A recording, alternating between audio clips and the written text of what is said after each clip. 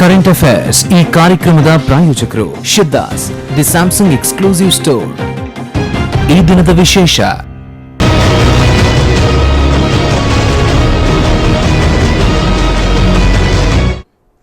Hello ನಮಸ್ತೆ. Siddhas Samsung presents current affairs ಕಾರ್ಯಕ್ರಮಕ್ಕೆ ಸ್ವಾಗತ. ನಾನು ರಕ್ಷತ್ ಶೆಟ್ಟಿ. ಇವತ್ತಿನ ಕರೆಂಟ್ ಅಫೇರ್ಸ್ ಕಾರ್ಯಕ್ರಮದಲ್ಲಿ ನಾವು ತೆಗೆದುಕೊಂಡಿರುವಂಥ ವಿಚಾರ ಬಹುಶಃ ಜೂನ್ ಮತ್ತು ಜುಲೈ ತಿಂಗಳಲ್ಲಿ ಏನು ರೈತ ಉಳುಮೆ ಮಾಡಿಕೊಂಡು ಅಥವಾ ಕೃಷಿ ಚಟುವಟಿಕೆಗಳಲ್ಲಿ ಬ್ಯುಸಿ ಇರಬೇಕಾಗಿದ್ದಂಥ ತಿಂಗಳು. ಆದರೆ ಕರ್ನಾಟಕದ ರೈತ ಮಾತ್ರ ಆತ್ಮಹತ್ಯೆ ಮಾಡಿಕೊಳ್ತಾ ಇದ್ದಾನೆ. 15 ದಿನದಲ್ಲಿ 32 ರೈತರ ಆತ್ಮಹತ್ಯೆ ಪ್ರಕರಣಗಳು ರಾಜ್ಯದಲ್ಲಿ ದಾಖಲಾಗಿದೆ. ಸೊ ಯಾಕೆ ಈಗ ಆಗ್ತಾ ಇದೆ? ನಿನ್ನೆಯವರೆಗಿನ ಅಂಕಿಅಂಶವನ್ನು ನಾನು ನಿಮ್ಮ ಮುಂದೆ ಇಟ್ಟಂಥದ್ದು. ಇವತ್ತಿನ ಕತೆ ಏನು ಅನ್ನುವಂಥದ್ದು ಇನ್ನೂ ಗೊತ್ತಿಲ್ಲ. ಒಟ್ಟಿನಲ್ಲಿ ಸ್ಪಷ್ಟ ರೈತರ ಜೀವನ ಸರಿ ಇಲ್ಲ ಅಥವಾ ರೈತರಿಗೆ ನೆಮ್ಮದಿಯ ಜೀವನವನ್ನ ಕಟ್ಟಿಕೊಡಬೇಕಾದಂಥ ಸರ್ಕಾರ ನಿರ್ಲಕ್ಷ್ಯ ವಹಿಸಿದೆಯಾ ಅನ್ನುವಂಥ ಒಂದು ಪ್ರಶ್ನೆ ಸಹಜವಾಗಿ ಉದ್ಭವ ಆಗತ್ತೆ. ಮತ್ತೊಂದು, ಈ ಲೆಕ್ಕಾಚಾರವನ್ನು ಗಮನಿಸಿದರೆ ನಿನ್ನೆ ಒಂದೇ ದಿನ 7 ಜನ ರೈತರು ರಾಜ್ಯದ ಮೂಲೆ ಮೂಲೆಯಲ್ಲಿ ಆತ್ಮಹತ್ಯೆ ಮಾಡ್ಕೊಳ್ತಾರೆ ಅಂತಾದ್ರೆ ಕರ್ನಾಟಕ ಮತ್ತೊಂದು ವಿದರ್ಭ ಆಗ್ತಾ ಇದೆಯಾ ಅನ್ನುವಂಥ ಪ್ರಶ್ನೆ ಸಹಜವಾಗಿ ಮೂಡುತ್ತೆ. ವಿದರ್ಭದ ಕತೆ ನಿಮಗೆ ಬಹುಶಃ ಗೊತ್ತಿರಬಹುದು.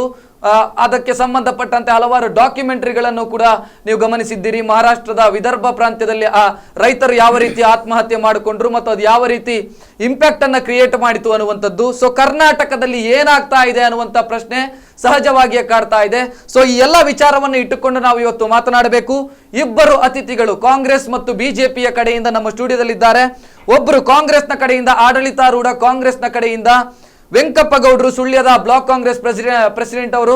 ವೆಂಕಪ್ಪಗೌಡರು ನಮ್ಮ ಸ್ಟುಡಿಯೋದಲ್ಲಿದ್ದಾರೆ. ಸರ್, ಕಾರ್ಯಕ್ರಮಕ್ಕೆ ಸ್ವಾಗತ. ನಮಸ್ತೆ. ಅದೇ ರೀತಿ ಬಿಜೆಪಿಯ ಕಡೆಯಿಂದ ಮಾಜಿ ಶಾಸಕರು, ಬಿಜೆಪಿ ಮುಖಂಡರು ಜಯರಾಮ್ ಶೆಟ್ಟರು ನಮ್ಮ ಸ್ಟುಡಿಯೋದಲ್ಲಿದ್ದಾರೆ. ಸರ್, ಕಾರ್ಯಕ್ರಮಕ್ಕೆ ಸ್ವಾಗತ. ಸರ್, ಮೊದಲಿಗೆ ನಿಮ್ಮನ್ನೇ ಮಾತನಾಡಿಸಬೇಕು. ಹಾವೇರಿ ಗೋಲಿಬಾರ್ ಆದಂತ ಸಂದರ್ಭದಲ್ಲಿ ಇದೇ ಸಿದ್ದರಾಮಯ್ಯ ಅವರು ವಿಪಕ್ಷ ನಾಯಕರಾಗಿದ್ರು. ಆ ಸಂದರ್ಭದಲ್ಲಿ ಹೇಳಿದ್ರು ರೈತ ಹಂತಕ ಸರ್ಕಾರ ಯಡಿಯೂರಪ್ಪ ಅವರದು, ರೈತ ಹಂತಕ ಸರ್ಕಾರ.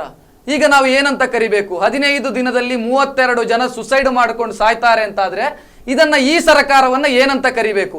ನೋಡಿ, ಅವತ್ತು ರೈತ ಹಂತಕ ಅನ್ನುವಂಥದ್ದು ಹೇಳಲಿಕ್ಕೆ ಕಾರಣಗಳಿದು. ಯಾಕೆಂತೇಳಿದ್ರೆ ಇವರು ರೈತರಿಗೆ ಪ್ರತಿಭಟನೆ ಮಾಡಿರತಕ್ಕಂಥ ರೈತರ ಮೇಲೆ ಗುಂಡೇಟಿನ, ಬೂಟೇಟಿನ, ದೊಣ್ಣೆಯ ಪೆಟ್ಟುಗಳನ್ನು ಕೊಟ್ಟಿರುವ ಕಾರಣಕ್ಕಾಗಿ ಮತ್ತು ಫೈರಿಂಗ್ ಮಾಡಿರುವ ಕಾರಣಕ್ಕಾಗಿ ರೈತ ಸತ್ತ ಅನ್ನುವಂಥ ಕಾರಣಕ್ಕಾಗಿ ಆವಾಗ ಏನು ತಾವು ಹೇಳಿದಂಥ ಟೈಟ್ಲ್ ಏನಿದೆಯೋ ನಾನು ಅದನ್ನು ಹೇಳಲಿಕ್ಕೆ ಬರುವುದಿಲ್ಲ. ಬಹುಶಃ ಆ ರೀತಿಯ ಟೈಟ್ಲ್ನಲ್ಲಿ ಕರೆಯತಕ್ಕಂಥ ಸಂದರ್ಭಗಳಾದವು. ಆದರೆ ಇವತ್ತು ಸಹಜ ಒಪ್ಪಿಕೊಳ್ತೇವೆ, ರೈತರು ಸಾಯ್ತಾ ಇದ್ದಾರೆ. ರೈತರು ಸಾಯತಕ್ಕಂಥ ವಿಚಾರಗಳು ಈ ಅವಧಿಯಲ್ಲಿ ಮಾತ್ರ ಅಲ್ಲ ಅನ್ನುವಂಥದ್ದನ್ನು ಕೂಡ ತಮ್ಮ ಗಮನಕ್ಕೆ ನಾನು ತರಬಯಸ್ತಾ ಇದ್ದೇನೆ. ಹಾಗಂತ ರೈತರು ಸತ್ತದ್ದು ಸರಿಯಾ ಅಂತ ನೀವು ಕೇಳಿದರೆ ಸರಿಯಲ್ಲ. ನಮ್ಮ ಮನಸ್ಸಿನಲ್ಲೂ ಕೂಡ ನೋವಿದೆ. ರೈತರು ಯಾವುದೇ ಕಾರಣಕ್ಕೂ ಸಾಯಬಾರದು ಅನ್ನುವಂಥ ವಿಚಾರಗಳು. ಹಾಗಂತ ರೈತರು ಸಾಯುವಂಥದ್ದಕ್ಕೆ ಈಗ ನಾವು ಅಧಿಕಾರದಲ್ಲಿರತಕ್ಕಂಥವ್ರು ರೈತರು ಸಾಯುವಂಥದ್ದಕ್ಕೆ ಕಾರಣಕರ್ತರಾದ ಸಂದರ್ಭದಲ್ಲಿ ರೈತರ ಮೇಲೆ ಇದ್ದಂತ ಸಿದ್ದರಾಮಯ್ಯ ಅವರ ಕಾಳಜಿಯನ್ನ ಮೆಚ್ಚುವಂತ ವಿಚಾರ.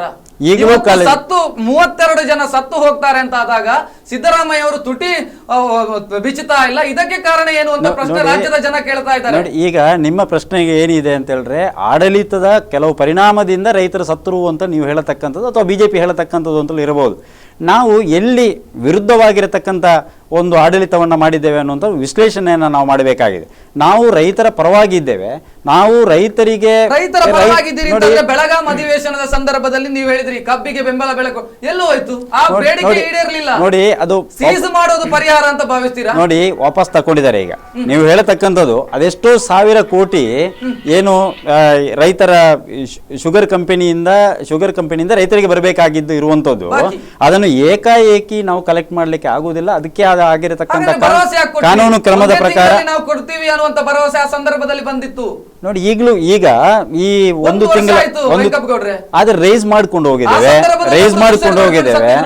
ವಿಠಲ ಅರೆಬಾವಿ ಅನ್ನುವಂತ ರೈತ ವಿಷ ಸೇವಿಸಿ ಆತ್ಮಹತ್ಯೆ ಮಾಡಿದ್ರು ಬೆಳಗಾವಿ ಸೆಷನ್ ನಲ್ಲಿ. ನೋಡಿ, ಅದಕ್ಕೆ ನಾನು ತರ್ತೇನೆ. ಇವತ್ತು ಏನ್ ಮಾತಾಡ್ತಾರೆ ಅಂತ ಹೇಳಿದ್ರೆ, ಇವತ್ತು ಬಿಜೆಪಿ ಅವ್ರು ಏನ್ ಅಥವಾ ಜನತಾದಳದವ್ರು ಏನ್ ಕೇಳ್ತಾ ಇದಾರೆ ಅಂತ ಹೇಳಿದ್ರೆ, ನಮ್ಮ ಅವಧಿಯಲ್ಲಿ ಮಾತ್ರ ಏನ್ ರೈತರು ಸತ್ತದ್ದು ಅಂತ ಹೇಳಿಕೊಂಡು ನಾನು ಆಗ್ಲೇ ಹೇಳಿದ್ದೇನೆ.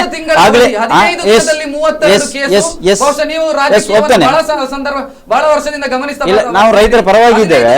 32 ಕೇಸ್ ನನಗೆ ಇದು ಆಶ್ಚರ್ಯ ಅಂತ ನಾವು ಒಪ್ತೇವೆ. ನಾನು ನಿಮಗೆ ಒಂದು ಅಂಕಿಅಂಶವನ್ನು ಕೊಡ್ತಾ ಇದ್ದೇನೆ. ಈ 253 ನಮ್ಮ ಯಾರು ಕುಮಾರಸ್ವಾಮಿ ಅವರು ಅಧಿಕಾರ ಮಾಡತಕ್ಕಂಥ ಸಂದರ್ಭದಲ್ಲಿ 1 ವರ್ಷ ಅಂದರೆ 253 ದಿನಗಳಿದ್ವು, 400 ಜನಗಳ ರೈತರ ಡೆತ್ ಆಯಿತು, 400 ಜನರ ಡೆತ್ ಆಯಿತು. ಇನ್ನು ಇವತ್ತು BJP 4 ವರ್ಷ ಇತ್ತು, ಅದರಲ್ಲಿ 1077 ಜನರ ಫಾರ್ಮರ್ಸ್ಗೆಲ್ಲ ಡೆತ್ ಆಯಿತು. ನಮ್ಮ ಸರ್ಕಾರ ಇವತ್ತು 2 ವರ್ಷ ಆಯಿತು, ನಮ್ಮಲ್ಲಿ ಈಗ ಒಂದು ಅವಧಿಯಲ್ಲಿ ಸ್ವಲ್ಪ ಜಾಸ್ತಿ ಬಂದದ್ದು ಬಿಟ್ಟರೆ ನಮಗೆ 47 ಜನ ಮಾತ್ರ ನಮ್ಮ ಈ ಒಂದು ಅವಧಿಯಲ್ಲಿ ತೀರಿಕೊಂಡಿರ್ತಕ್ಕಂಥದ್ದು. ಇಲ್ಲ, ಹಾಗಂತಲ್ಲ, ನಾವು ಅದ ಪ್ರಶ್ನೆಯನ್ನು ಹೇಳಿದ್ದಲ್ಲ. ಬಟ್ ಆಗಿನ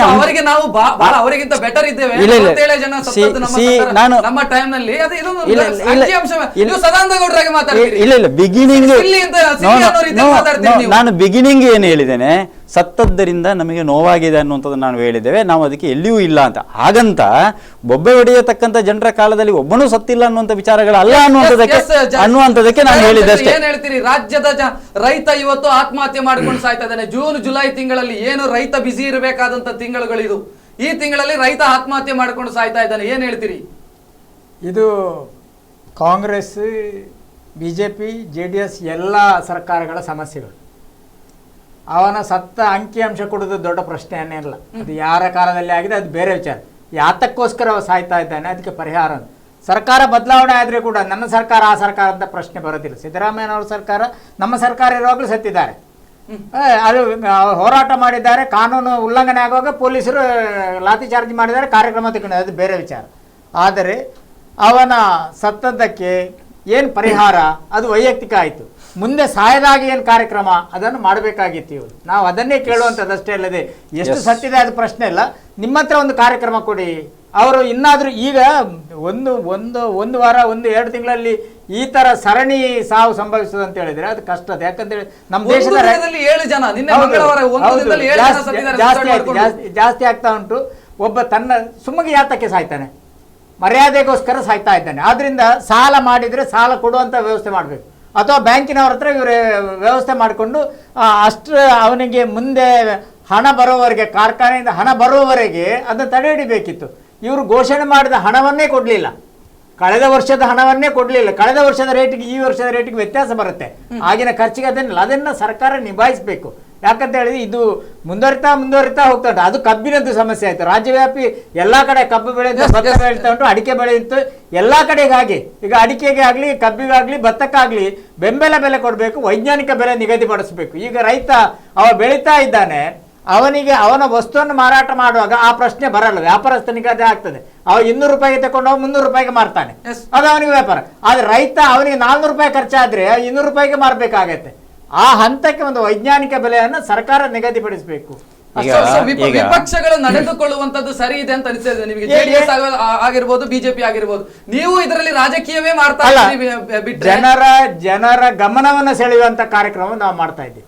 ಜನರ ಗಮನವನ್ನು ಸೆಳೆಯುವಂತ ನಾನು ಒಂದು ಮಾತು ತಮ್ಗೆ ಹೇಳ್ತಾ ಇದ್ದೇನೆ. ಎಲ್ಲಿ ವ್ಯತ್ಯಾಸಗಳು ಬರ್ತಾ ಇದ್ದಾವೆ ಅಂತ ಹೇಳಿದ್ರೆ, ಕರ್ನಾಟಕ ರಾಜ್ಯ ಸರ್ಕಾರ 1974ರಲ್ಲಿ ಭೂಮಸೂದೆ ಕಾನೂನನ್ನ ತಂದಿದೆ ಇಲ್ಲಿಗೆ, ದೇವರಾಜ ಅರಸಿರೊಬ್ಬ. ಈಗಲೂ ಅವರು ಹೆಗಳ್ತಾ ಇರ್ತಾರೆ. ಆದರೆ ಅದರ ಮೂಲ ಉದ್ದೇಶ ಏನಂತ ಹೇಳಿದ್ರೆ, ಉಳುವನು ಹೊಲೆದೊಡೆ ಮಾಡುವಂತ ಒಂದು ಭಾಗ, ಆದ್ರೆ ಇಡೀ ರಾಜ್ಯದಲ್ಲಿ ವ್ಯವಸಾಯವನ್ನ ಸಹಕಾರಿ ಪದ್ಧತಿ ಪ್ರಕಾರ ತರಬೇಕೆಂಬ ಉದ್ದೇಶ, ಮೂಲ ಉದ್ದೇಶ ಅದು. ಆದ್ರೆ ಇವ್ರೇನ್ ಮಾಡಿದ್ದಾರೆ, ಉಳುವನಿಗೆ ಹೊಲದೊಡೆ ಮಾಡಿದ್ದಾರೆ. ಅದರ ನಂತರ ಎಲ್ಲರನ್ನ ತೆಗೆದುಕೊಂಡು ಸಾಗುವಳಿ ಮಾಡುವಂಥದ್ದು, ಕೃಷಿ ಮಾಡುವಂಥದ್ದು, ಸರ್ಕಾರ ಅದರ ವ್ಯವಸ್ಥೆ ಮಾಡುವಂಥದ್ದು, ಸಹಕಾರ ಪದ್ಧತಿ ಮಾಡ್ತಿದ್ರೆ ಈ ತರದ ವ್ಯವಸ್ಥೆಗಳು ಬರ್ತಾ ಇರ್ಲಿಲ್ಲ. ಅದು ಮಾಡ್ಬೇಕಾಗಿತ್ತು. ಎಷ್ಟು 74ರಿಂದ ಇಷ್ಟು ವರ್ಷದ ಐತೆ. ಬೇರೆ ನಮ್ಮ ಸರ್ಕಾರ ಬಂದಿದೆ, JDS ಸರ್ಕಾರ ಬಂದಿದೆ, ಎಲ್ಲ ಹೌದು. ನಾವು ಎಲ್ಲವನ್ನ ರಾಜಕಾರಣ ವಿಚಾರ ಹೌದು. ಇದು ಜನರಿಗೆ ಜನರ ಸಮಸ್ಯೆಗಳ ಬಗ್ಗೆ ಅರಿವು ಬರಬೇಕು. ನಮ್ಗೂ ಕೂಡ ಕೃಷಿ. ಜಯರಾಮ್ ಶೆಟ್ಟಿ, ಇಲ್ಲಿ ನನಗೆ ಪ್ರಶ್ನೆ ಇರುವಂತದ್ದು ವಿಪಕ್ಷ, ಅದರಲ್ಲೂ BJP, ನೀವು BJPಯನ್ನ ರೆಪ್ರೆಸೆಂಟ್ ಮಾಡುವಂತವರು. ಸೊ ಇಲ್ಲಿ ಪ್ರಶ್ನೆ, BJP ಹೋರಾಟವನ್ನ ಕೈಗೆತ್ತಿಕೊಂಡಿತ್ತು. ಅಂದ್ರೆ ಈ ಹಿಂದೆ ಇವತ್ತು 7 ಜನ ನಿನ್ನೆ ಸುಸೈಡ್ ಮಾಡೋದಕ್ಕಿಂತಲೂ ಮೊದಲೇ ನೀವು ಹೋರಾಟವನ್ನ ಜಗದೀಶ್ ಶೆಟ್ಟರ್ ಅವರು ವಿಪಕ್ಷ ನಾಯಕರು ಹೋರಾಟವನ್ನ ಮಾಡಿದ್ರು. ಬಟ್ ತಜ್ಞರ ಸಮಿತಿ ನೇಮಕ ಆಗತ್ತೆ ಅಂತ ಹೇಳಿದ ಕೂಡಲೇ ಹೋರಾಟವನ್ನ ಕೈ ಬಿಟ್ರಿ. ಅಂದ್ರೆ ಕಾಂಪ್ರಮೈಸ್, ಕಾಂಗ್ರೆಸ್ನವರ ಜೊತೆಗೆ ಕಾಂಪ್ರಮೈಸ್ ರಾಜಕಾರಣವನ್ನು. ಈಗ ಕಾಂಪ್ರಮೈಸ್ ಪ್ರಶ್ನೆ ಇಲ್ಲ. ಯಾವುದೇ ಒಂದು ವಿಚಾರಕ್ಕೆ ಪರಿಹಾರ ಸಿಗ್ತದೆ ಅಂತ ಹೇಳಿದ್ರೆ ನಾವು ಅಲ್ಲಿಗೆ ಅವರಿಗೆ ಸಹಕಾರ ಕೊಡ್ಬೇಕು. ಅದನ್ನೇ ಮುಂದಕ್ಕೆ ತೆಗೆದುಕೊಂಡು ಹೋಗುವಂತ ಅಂದ್ರೆ ಪ್ರಶ್ನೋತ್ತರ ಕಲಾಪವನ್ನ ಬಿಟ್ಟು ರೈತರ ವಿಚಾರ ಚರ್ಚೆ ಆಯ್ತು. ಚರ್ಚೆ ಆದ ಏನು ಪಾಸಿಟಿವ್ ರೆಸ್ಪಾನ್ಸ್ ಏನು? ರೈತ ಮತ್ತೆ ಸಾಯ್ತಾ ಇದ್ದಾನೆ. ಏನು ಈಗ ನೀವು ಹೋರಾಟ ಮಾಡಿದ್ರಿ, ಬೆಳಗಾವಿ ಅಧಿವೇಶನದಲ್ಲಿ ಚರ್ಚೆಗಳಾಯ್ತು, ಜಗದೀಶ್ ಶೆಟ್ಟರ್ ಭಾಷಣ ಹೊಡೆದ್ರು, ಕುಮಾರಸ್ವಾಮಿ ಅವ್ರ ಭಾಷಣ ಹೊಡೆದ್ರು, ಏನಾಯ್ತು? ಪ್ರಯೋಜನ ಏನಾಯ್ತು? ಪ್ರಯೋಜನ ಮಾಡ್ಬೇಕಂತ ಪ್ರಯೋಜನ ಅಧಿಕಾರದಲ್ಲೇ ಚೇರ್ನಲ್ಲಿ ಕೂತ್ಕೊಳ್ಳೋರು ಕಾಂಗ್ರೆಸ್ನವರು, ಆಡಳಿತ ನಡೆಸೋರು, ಅವರಿಂದಲೇ ಅದಕ್ಕೆ ಬೇಕಾದಂತ ಕಾರ್ಯಕ್ರಮ ರೂಪಿಸಬೇಕು. ಕಾರ್ಯಕ್ರಮ ಮಾಡುವಲ್ಲಿಗೆ ಹೇಳ್ಕೊಂಡು ಹೋಗುವಂತದ್ದು ನಮ್ಮ ಕೆಲಸ. ಈಗ ಜಯರಾಮ್ ಶೆಟ್ಟರು ಒಂದು ಮಾತನ್ನ ಹೇಳಿದರು, ಪರಿಹಾರವನ್ನ ಕಂಡು ಹುಡುಕಬೇಕು ಅನ್ನುವಂಥ. ಅದಕ್ಕೆ ನಮ್ಮ ಸಹಮತ ಇದೆ. ಪರಿಹಾರ ಕಾಂಗ್ರೆಸ್ಸು, ಬಿಜೆಪಿ, ಜನತಾದಳ ಒಟ್ಟು ಸೇರಿಕೊಂಡು ಪರಿಹಾರ ಹುಡುಕಬೇಕಲ್ಲದೆ ಜನರ ಮನಸ್ಸಿನಲ್ಲಿ ಮತ್ತಷ್ಟು ಗೊಂದಲವನ್ನ ಏನು ನಿರ್ಮಾಣ ಮಾಡತಕ್ಕಂಥ ಪರಿಸ್ಥಿತಿ ಆಗಬಾರ್ದು. ರೈತನಿಗೆ ಸರಿಯಾದಂಥ ವ್ಯವಸ್ಥೆ ಹೇಗೆ ಆಗಬೇಕು ಅನ್ನೋದು ಅವರು ಸಲಹೆಗಳನ್ನು ಕೊಡಲಿ. ಈಗ ನಾವು ಕೊಡಬೇಕು. ಈಗ ಆಯಿತು, ನಮ್ಮ ಆಡಳಿತದಲ್ಲಿ ಸತ್ತದ್ದು ಅಂತ ಹೇಳಿದರೆ ನಾವು ಏನು ಕಾರಣಗಳಿದ್ದಾವೆ? ಈಗ ನಾವೇನು ರೈತರಿಗೆ ಬಡ್ಡಿ ಮನ್ನಾ ಮಾಡಲಿಲ್ವಾ? ಅಥವಾ ರೈತರಿಗೆ ಕಡಿಮೆ ಬಡ್ಡಿಯಲ್ಲಿ ಕೃಷಿ ಸಾಲವನ್ನು ನಾವು ಸೊಸೈಟಿ ಮೂಲಕ ನಾವು ಕೊಡಲಿಲ್ವಾ? ಇವನ್ ಕೇಂದ್ರ ಸರ್ಕಾರ ಇರುವಾಗಲೂ ನಾವು ಕೊಡಲಿಲ್ವಾ? ಎಲ್ಲವನ್ನು ನಾವು ಕೊಟ್ಟಿದ್ದೇವೆ. ರೈತರಿಗೆ ಮಾಡಿರತಕ್ಕಂಥ ವಿರುದ್ಧವಾದಂಥ ನೀತಿ ಯಾವುದು ಅಂತ ನೀವು ಹೇಳಬೇಕಾಗಿದೆ ಇಲ್ಲಿ. ಈಗ ಏನು ಒಂದು ಬರೇ ಕಬ್ಬು ಬೆಳೆಯ ಒಂದು ಹಣವನ್ನು ಕೊಡದೇ ಇರುವ ಕಾರಣಕ್ಕಾಗಿ ಅನ್ನುವಂಥ ಒಂದು ವಿಚಾರ ಥ್ರೂ ಔಟ್ ಸ್ಟೇಟ್ ಏನು ರೈತರುಗಳು ದೇ ಕಮಿಟೆಡ್ ಸುಸೈಡ್. ಅದು ಒಂದೇ ಕಾರಣಕ್ಕೆ ಅಂತ ಹೇಳಲಿಕ್ಕೆ ಬರುವುದಿಲ್ಲ. ಈಗ ನಾನೇನು ಬೇರೆ ಕಾರಣ ಅಂತ ಹೇಳಲಿಕ್ಕೆ ಅಂತ ಹೋಗುವಂಥದ್ದಿಲ್ಲ. ಕೆಲವು ಬೇರೆ ಬೇರೆ ನೋಡಿ, ಸಾಲ ಮಾಡಿರ್ತಾನೆ, ಬೋರ್ವೆಲ್ ತೆಗಿಲಿಕ್ಕೆ ಕೆಲವು ನಾವು ಕಾಣ್ತಾ ಇದ್ದೇವೆ. ಬೋರ್ವೆಲ್ ತೆಗಿಲಿಕ್ಕೆ ಸುಮಾರು 2 ಲಕ್ಷ ಖರ್ಚು ಮಾಡಿ ನೀರು ಸಿಗ್ಲಿಲ್ಲ. ಸ್ವಾಭಾವಿಕವಾಗಿ ಅವರು ತೀರಿಕೊಂಡ ಅಂತ ಹೇಳಿದ ಸಂದರ್ಭದಲ್ಲಿ ಒಂದು ವಿಚಾರ ಹೇಳ್ತಾರೆ. ಬಹುಶಃ ಹೆಚ್ಚಿನ ರೈತರು ಸಾವನ್ನಪ್ಪಿರುವಂತ ರಿಪೋರ್ಟ್ ಅನ್ನ ನಾವು ಗಮನಿಸಿದ್ರೆ ಸಾಲ ಬಾಧೆ ಸಮಸ್ಯೆ. ಸಾಲ ಇತ್ತು, ಖಾಸಗಿ ಬ್ಯಾಂಕ್ಗಳಲ್ಲಿ ಸಾಲ ಇತ್ತು, ಅಥವಾ ಸರ್ಕಾರಿ ಬ್ಯಾಂಕ್ಗಳಲ್ಲಿ ಸಾಲ ಇತ್ತು, ರಾಷ್ಟ್ರೀಕೃತ ಬ್ಯಾಂಕ್ಗಳಲ್ಲಿ ಸಾಲ ಇತ್ತು. 1 ಲಕ್ಷ 1.5 ಲಕ್ಷ ಸಾಲ, ಅದಕ್ಕಾಗಿ ರೈತ ಸಾಯ್ತಾ ಇದ್ದಾನೆ. ಸರಿ, ಈಗ ಏನ್ ಇನ್ಕಮ್ ಟ್ಯಾಕ್ಸ್ ಬಾಕಿ ಉಳಿಸಿಕೊಂಡಂತ ಕೋಟ್ಯಾಧಿಪತಿಗಳನ್ನು ನೀವು ಮಾತಾಡಿಸೋದಿಲ್ಲ. ಆದ್ರೆ ಬ್ಯಾಂಕ್ಗಳು ರೈತರಿಗೆ ಕಿರಿಕ್ ಮಾಡಿದ್ರು ನೀವು ರೈತರ ಪರವಾಗಿ ನಿಲ್ಲೋದಿಲ್ಲ, ಬ್ಯಾಂಕ್ಗಳ ಪರವಾಗಿ ನಿಲ್ತೀರಿ. ಸರ್, ನಾವು ಕೇಳತಕ್ಕಂಥದ್ದು ಇಷ್ಟೇ. ಈಗ ಆಯ್ತು, ಒಬ್ಬ ರೈತ ಏನು ಸುಸೈಡ್ ಮಾಡ್ಕೊಂಡ, ಯಾವುದರಿಂದ ಬೋರ್ವೆಲ್ ತೆಗೆದ್ರೆ ನೀರು ಸಿಗ್ಲಿಲ್ಲ, ಅಥವಾ ಏನೋ ರೈತ ಸಾಲ ಬಾಧೆ ಅಂತ ಇಟ್ಕೊಳ್ಳೋಣ. ನಾವು ವೈಯಕ್ತಿಕವಾಗಿ ಪ್ರತಿ ರೈತನಿಗೆ ಹೇಗೆ ಮಾಡ್ಬೋದು, ಏನು ಸಹಕಾರವನ್ನು ಮಾಡ್ಬೋದು ಅಂತ ಹೇಳಬೇಕಾಗಿದೆ. ಸಾಲ ಎಲ್ಲರೂ ಮಾಡಿರ್ತಾರೆ. ಪ್ರತಿಯೊಬ್ಬ ರೈತನ ಮೇಲೆ ಸಾಲದ ಹೊರೆ ಇದ್ದೇ ಇರ್ತದೆ. ಪ್ರತಿಯೊಬ್ಬ ರೈತನ ಸಾಲ ಸಂಪೂರ್ಣವಾಗಿ ನಾವು ಸ್ಟೇಟ್ಮೆಂಟ್ ಕೊಡ್ಲಿಲ್ಲ ವೆಂಕಪ್ಪ ಗೌಡ್ರೆ. ಹೊರಗಡೆ ಬಂದು ರೈತರೇ ನೀವು ಸುಸೈಡ್ ಮಾಡ್ಕೊಳ್ಬೇಡಿ, ನಾವಿದ್ದೇವೆ ಸರ್ಕಾರ ನಿಮ್ಮ ಬೆನ್ನಿಗೆ, ಸಾಲ ಕಟ್ಟುವ ಬಗ್ಗೆ ಯೋಚನೆ ಮಾಡಬೇಡಿ, ಅಥವಾ ಅದರ ಬಗ್ಗೆ ಹೆಚ್ಚು ಗಂಭೀರ ಇಂತ ಒಂದು ಸ್ಟೇಟ್ಮೆಂಟ್ ಸಾಕಿತ್ತು. ನಿನ್ನೆ 7 ಜನ ಸಾಯ್ತಾ ಇರಲಿಲ್ಲ. ಇದಕ್ಕೆ ಒಂದು ಉದಾಹರಣೆ ನಿಮ್ಗೆ ಗೊತ್ತಿದೆ. ರಾಜಕಾರಣದಲ್ಲಿ ಎಲ್ಲವೂ ದೊಡ್ಡವರ ಮೇಲೆ ಒಂದು ರೀತಿಯಲ್ಲಿ ನಾವು ಅವರ ಗೋಡೌನಿಗೆ ಲಗ್ಗೆ ಇಡುವಂತದನ್ನ ನಾವು ಸ್ವಲ್ಪ ಆಲೋಚನೆ ಮಾಡಿಕೊಳ್ಬೇಕು ಅಂತ ರಾಜಕಾರಣದಲ್ಲಿ ಇರ್ತದೆ. ನಾವು ಕ್ಯಾರ್ ಮಾಡಲಿಲ್ಲ.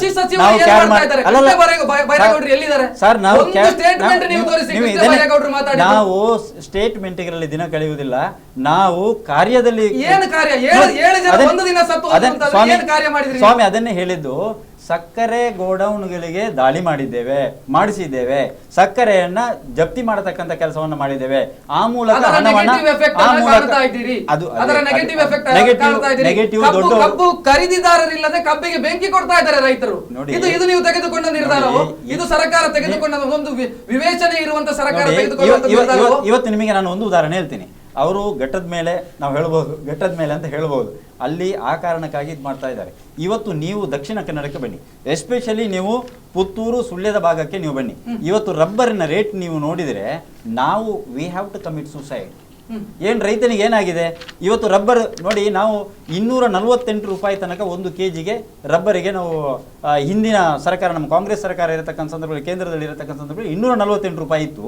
ಇವತ್ತು ಕೇಂದ್ರದಲ್ಲಿ ಬಿಜೆಪಿ ಸರ್ಕಾರ ಬಂದ ನಂತರ 120 ರೂಪಾಯಿ, 115 ರೂಪಾಯಿ, 100 ರೂಪಾಯಿ ರಬ್ಬರಿಗೆ ಬಂತು ಅಂತ ಹೇಳಿದ್ರೆ 248 ರೂಪಾಯಿಯಲ್ಲಿ 100 ರೂಪಾಯಿಯಲ್ಲಿ ನಾವೇನು ಮಾಡ್ಕೊಳ್ಬೇಕು? ಬಟ್ ಧೈರ್ಯ ತಾಳ್ಕೊಳ್ಬೇಕು.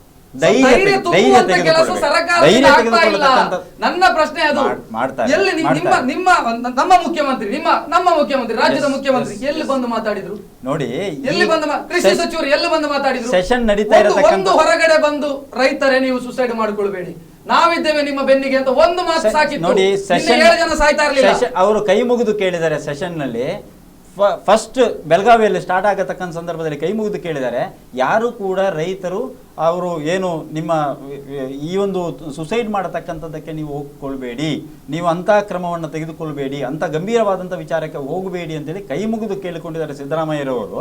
ಮತ್ತೆ ಮನೆ ಮನೆಗೆ ಹೋಗಿ ಹೇಳಲಿಕ್ಕೆ ಇವತ್ತು ಸಾಧ್ಯ ಆಗ್ತಾ ಇಲ್ಲ. ಕಾರಣ ಯಾಕಂದ್ರೆ ಸೆಷನ್ ನಡೀತಾ ಇದೆ, ಸೆಷನ್ನಲ್ಲೇ ಕೊಡ್ತಾ ಇದ್ದಾರೆ, ಸೆಷನ್ನ ಮೂಲಕವೇ ಜನಗಳಿಗೆ ಅದನ್ನು ಉತ್ತರ ಕೊಡ್ತಾ ಇದ್ದಾರೆ. ಜಯರಾಮ್ ಶೆಟ್ರೆ, ಸರ್ಕಾರ ನಡೆದುಕೊಳ್ತಾ ಇದೆ ಈಗಿನ ಪರಿಸ್ಥಿತಿ ಫ್ಲಾಶ್ ಬ್ಯಾಕ್ ಬೇಡ, 2 ತಿಂಗಳ ಅವಧಿಯಲ್ಲಿ ಸರ್ಕಾರಕ್ಕೂ ಅಥವಾ ವಿಪಕ್ಷಗಳ ನಡೆದುಕೊಡುತ್ತಾ ಹೋಗ್ತಾ ಇರುವಂತ ಪರಿಸ್ಥಿತಿ ಸರಿ ಇದೆ ಅಂತ ಅಲ್ಲ, ಸರಿ ಇಲ್ಲ. ಯಾಕಂತ ಹೇಳಿದ್ರೆ ಅಷ್ಟು ದೊಡ್ಡ ಪ್ರಮಾಣದಲ್ಲಿ ರೈತರು ಸಾಯ್ತಾ ಇರುವಾಗ ಮುಖ್ಯಮಂತ್ರಿಗಳು ಅಥವಾ ಕೃಷಿ ಸಚಿವರು ಸರ್ಕಾರ ಹೇಳಬೇಕಾದದ್ದು ಅದೇನಿದ್ರು ನಿಮ್ಮ ಸಾಲವನ್ನು ನಾವು ತೀರಿಸ್ತಾ ಇದ್ದೇವೆ ಅಂತ ಹೇಳಿಕೆ ಕೊಡಬೇಕು.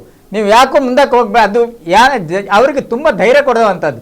ನೀವು ಏನು ಅದರ ಬಗ್ಗೆ ನಾವು ಸಾಲವನ್ನು ನಾವು ಕೊಡ್ತಾ ಇದ್ದೇವೆ, ನಾವು ವಾಪಸ್ ಕೊಡ್ತಾ ಇದ್ದೇವೆ ಬ್ಯಾಂಕಿನವರಿಗೆ, ಸಕ್ಕರೆ ಕಾರ್ಖಾನೆಯಿಂದ ತಗೊಳ್ಳ. ಈಗ ಸರ್ಕಾರ ಅಲ್ಲ, ಕಾನೂನು ಅವರ ಕೈಯಲ್ಲಿದೆ.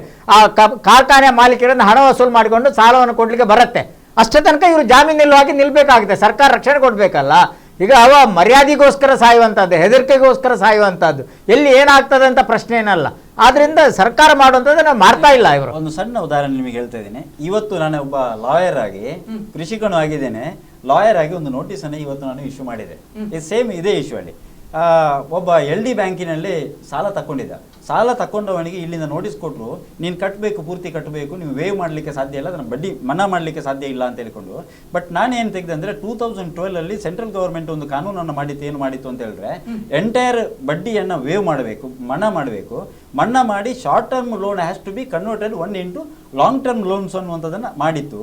ಅದು 11 years ತನಕ ಅದನ್ನು ಕನ್ವರ್ಟ್ ಮಾಡಬೇಕು ಅಂತೇಳಿ ಮಾಡಿತ್ತು. ಇನ್ಸ್ಪೈಟ್ ಆಫ್ ದಟ್ ಇವತ್ತು ನಮ್ಮ ಬ್ಯಾಂಕ್ಗಳಲ್ಲಿ ಏನು ಮಾಡ್ತಾ ಇದ್ದಾರೆ ಅಂತ ಹೇಳಿದ್ರೆ, ಇಲ್ಲ ನೀವು ಕಟ್ಟಿ ಅಂತ ನೋಟಿಸ್ ಕೊಡ್ತಾ ಇದ್ದಾರೆ.